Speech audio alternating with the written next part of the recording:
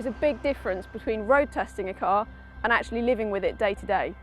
Now, I think it's one of the greatest privileges that we have in this job, that we can use these cars on a daily basis and actually find out what they're like to own. And behind me, I think you'll agree, the Mercedes SLS is one of the finest looking ownership propositions anywhere, let alone on our fleet. But we've lived with it now for 5 months and it goes back soon. So this is what it's like to live with an SLS.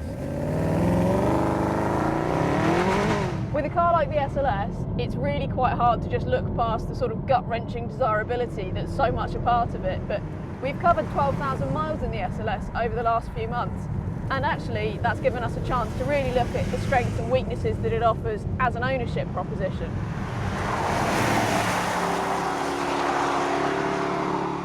Steve, you've basically owned the car and you've done the most miles in it over the last few months. So what do you think of it as an ownership proposition? I think it's great. It's continually grown on us all, I think, but particularly me. We've done 10,000 miles in a little under 6 months, which is a big mileage for a car like this. And the things that are good are really good, aren't they? The massive engine performance, lovely engine note, fantastic car for that.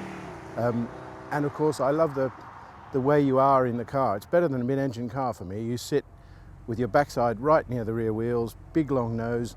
When it does anything, nice steering anyway, when it does anything, you really feel it.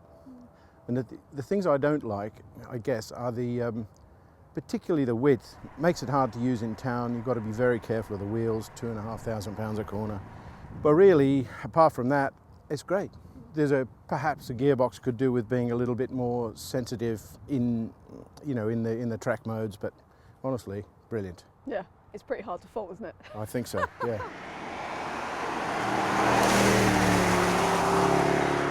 As Steve said, one of the mighty strong points of this car is the 6.2 litre V8, which is just amazing. For a naturally aspirated V8 engine, there's no inertia and it revs all the way to 7,000, which sounds a bit like this.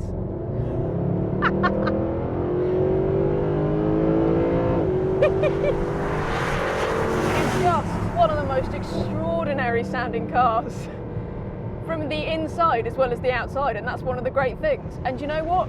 Despite using it in town, on the motorway, all over the place and doing a lot of miles in it, we've never ever got bored of that sound. It's never got wearing, it's never got irritating, it's just fantastic.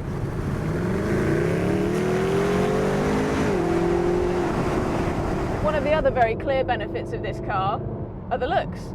Now, the gull-wing doors, when we initially got it, I was sort of worried that they might prove a bit impractical, but weirdly, they're actually more practical than normal doors. They take up less space to open in a small, tight car parking space, which you will be in most of the time because this car is 2.1 metres wide. Even taking that into account, and as Steve said, the fact that you might want the gearbox to be just a little bit sharper, it's just the most astonishing car.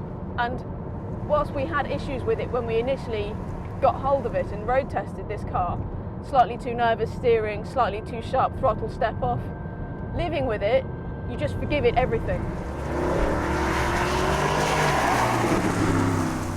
Living with this car has completely changed its appeal, and honestly, the familiarity has bred nothing but respect.